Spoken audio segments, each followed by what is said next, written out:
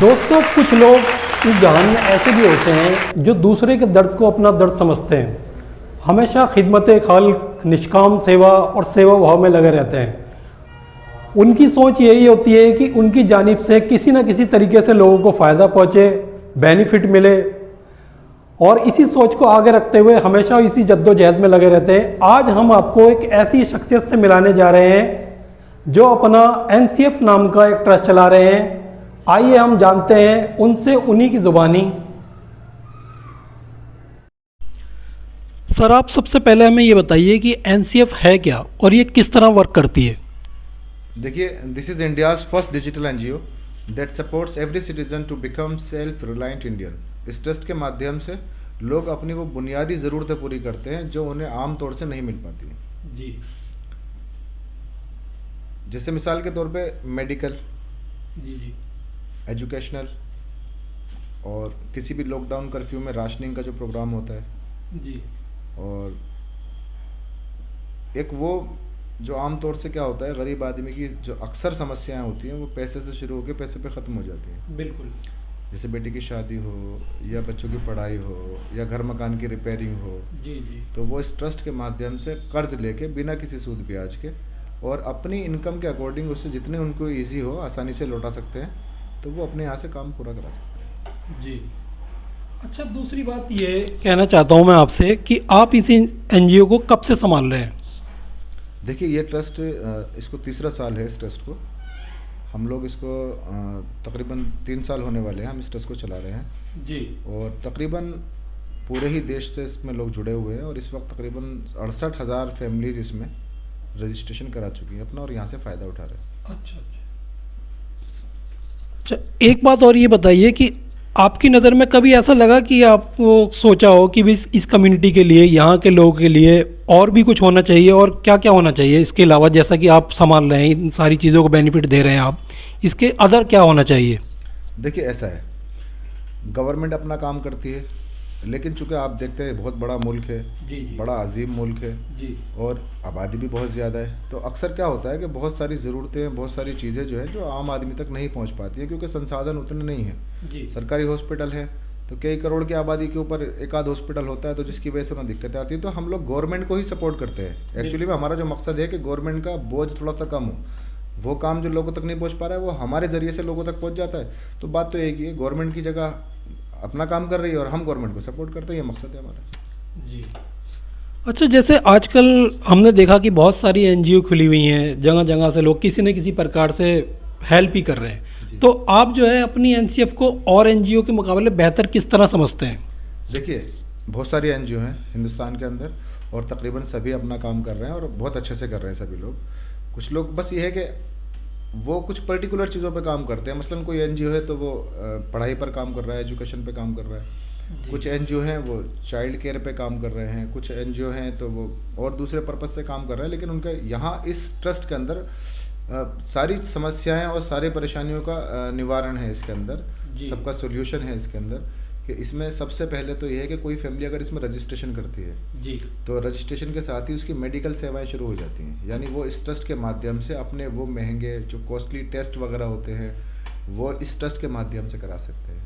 दूसरा फ़ायदा यह है कि कोई भी लॉकडाउन या कर्फ्यू लग जाता है तो इस ट्रस्ट की मोबाइल ऐप के ज़रिए से, NCF की मोबाइल ऐप प्ले स्टोर से लोगों ने डाउनलोड कर रखी है। और आपने और हमने देखा है कि दंगों के दौरान में भी हुआ था दिल्ली के अंदर जी, और लॉकडाउन और कर्फ्यू में भी देखा आपने कि लोग खाने की लाइनों में लगे हुए थे, औरतें, बूढ़े, बच्चे खाना लूट रहे थे। तो ये बड़ा देखने में बड़ा दर्द वाला फीलिंग आती थी इसको देख के।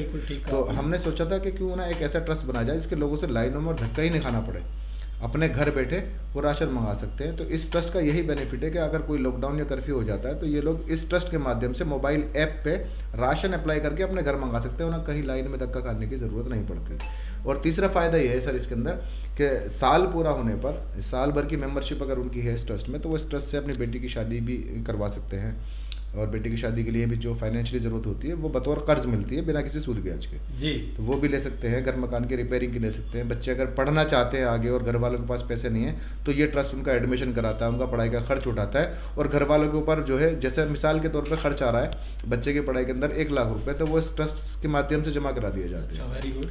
और घर वालों के ऊपर जो है इसका पैसे का उतारने का ये तरीका है कि वो 500, 600, 700 जो सी भी उनकी इनकम है उस हिसाब से वो इस ट्रस्ट को वापस पैसे लौटा सकते हैं। लेकिन बच्चों के लिए एक और इसके अंदर फ़ायदा है कि वो बच्चे जो कुछ बनना चाहते हैं, जैसे डॉक्टर, इंजीनियर या सिविल सर्विसेज की पढ़ाई करना चाहते हैं, तो इस ट्रस्ट के माध्यम से कर सकते हैं। और इस ट्रस्ट की तरफ से एक बेनिफिट उनके घर वालों को ये है कि अगर वो जो कोर्स कर रहे हैं या जो वो पढ़ाई कर रहे हैं, अगर वो उसमें सक्सेस होते हैं तो बाकी के पैसे ट्रस्ट भी माफ़ कर देता है। जी, तो इस तरीके से समझ लीजिए कि आप अपनी जानिब से किसी न किसी तरीके से चाहते हैं कि दूसरों को बेनिफिट मिल जाए। जी, बहुत अच्छी बात है। अच्छा सर, ये जो आपकी एनसीएफ है ये सिर्फ दिल्ली में ही वर्क कर रही है या अदर स्टेट में भी इसकी वर्किंग चल रही है? देखिए, ये जो ट्रस्ट है ये ऑल ओवर इंडिया काम कर रहा है और इसकी ब्रांचेस हैं जगह जगह पे। इसकी मेरठ के अंदर और मुजफ्फरनगर के अंदर और उत्तराखंड के अंदर, दिल्ली के अंदर भी कई ब्रांचेस हैं इसकी, जैसे ओखला के अंदर भी एक ब्रांच है इसकी। अच्छा जी, और कुछ ब्रांचेस है जिस पे काम चल रहा है, जैसे महाराष्ट्र के अंदर एक ब्रांच है, एक ठाणे के अंदर, एक भिवंडी के अंदर है। तो वहाँ भी अभी आने वाले कुछ दिनों में 2 से 3 महीने के अंदर वहाँ भी। असल में मकसद हमारा ये है कि इस ट्रस्ट के माध्यम से लोग देश के किसी भी कोने में रहते हो, किसी भी गांव में, देहात में, किसी भी ऐसी जगह पर जहाँ पर सुविधाएं नहीं पहुँच पाती है, तो हमारा मकसद है उन लोगों तक सुविधाएं पहुँचाना इस ट्रस्ट के माध्यम से। जी। अच्छा सर, एक बात ये पूछना चाहता हूँ मैं आपसे कि आपके दिल में ये विचार कैसे उत्पन्न हुआ, कैसे एकदम आइडिया आया कि भाई इस तरह की कोई ट्रस्ट खोली जाए कोई?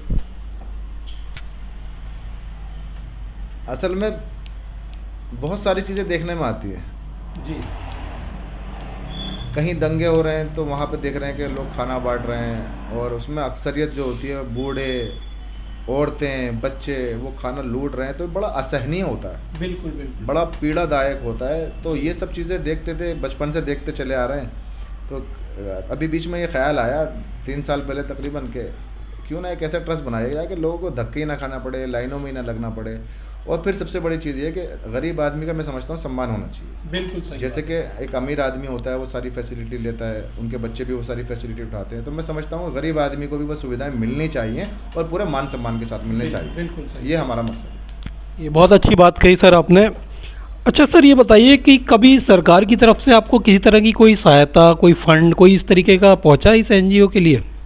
देखिए, सबसे बड़ी बात तो ये है कि सरकार की ये सबसे बड़ी सहायता तो यही है कि सरकार हमें हमारा काम करने दे रही है, ये बहुत बड़ी सपोर्ट है जी। और रही बात फाइनेंशियली सपोर्ट की, तो फाइनेंशियली अभी कोई सपोर्ट नहीं है। अभी हम ही इस ट्रस्ट के जो बोर्ड मेंबर हैं, जो वॉलंटियर हैं और जो मेंबर हैं, हम सब मिलके इस काम को करते हैं। बहुत अच्छी बात। अच्छा सर, ये जो आपकी एनजीओ है कुछ ख़ास लोगों के लिए बनी है या कोई भी इसके अंदर शामिल हो सकता है?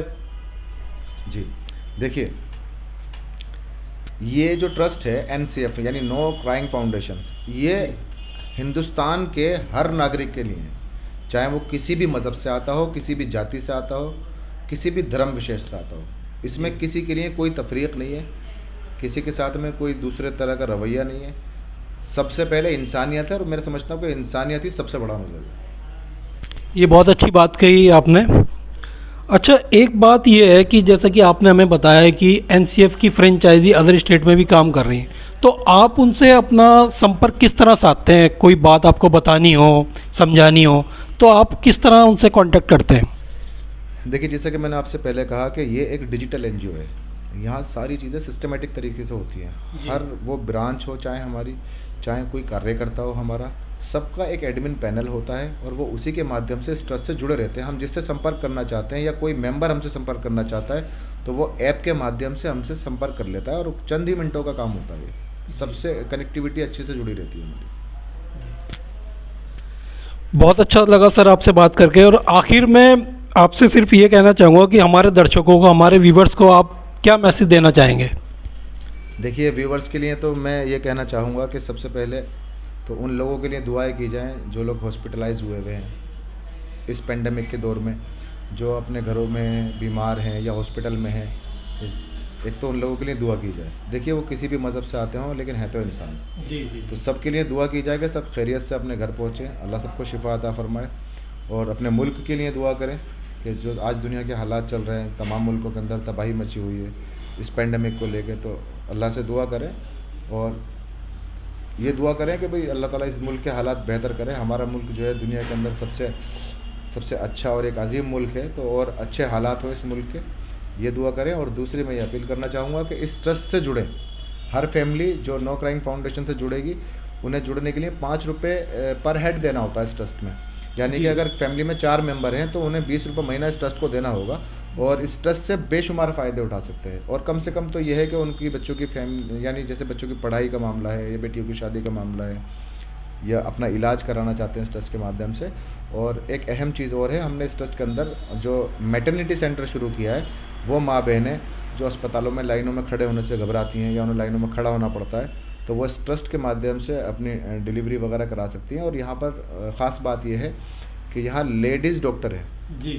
जेंट्स का कोई दखल नहीं है और पर्दे का पूरा एहतमाम है। कोई भी माँ बहन यहाँ पर आके अपना इलाज करा सकती हैं, अपनी डिलीवरी करा सकती हैं। तो ये कोशिश की है एक छोटी सी कि पर्दे का एहतमाम ज़्यादा किया जाए ताकि उनको थोड़ा सा झिझक महसूस ना हो। अक्सर ऐसा होता है ना, जेंट्स डॉक्टर होते हैं तो औरतें थोड़ा सा घबराती हैं, थोड़ा सा अनकम्फर्टेबल फील करती हैं। तो यहाँ लेडीज़ डॉक्टरों का डिपार्टमेंट होता है, वहाँ पर जेंट्स का कोई दखल ही नहीं होता। तो बस यही दुआ है आप लोगों से कि थोड़ा सा हमारे लिए भी दुआ करें और पूरे मुल्क के लिए दुआ करें। अल्लाह ताला हालात बेहतर फरमाए और हमें और ज़्यादा से ज़्यादा काम करने की तौफीक अता फरमाए। बहुत अच्छी बात कही है सर ने। और मैं ये कहना चाहूँगा कि सबसे पहले तो मैं सर का शुक्रिया अदा करना चाहूँगा कि उन्होंने हमारे चैनल डिफरेंट आइज़ को अपना कीमती समय दिया। बहुत बहुत शुक्रिया जी। और दोस्तों, इसी तरीके की हमारी आगे भी वीडियो देखने के लिए आप हमारे चैनल को लाइक कीजिए, सब्सक्राइब कीजिए, शेयर कीजिए और बेल आइकॉन को दबा दीजिए ताकि हमारी नई से नई वीडियो सबसे पहले आप तक पहुंच सके। और चलने से पहले मैं सभी दोस्तों को सलाम, नमस्ते और जय हिंद।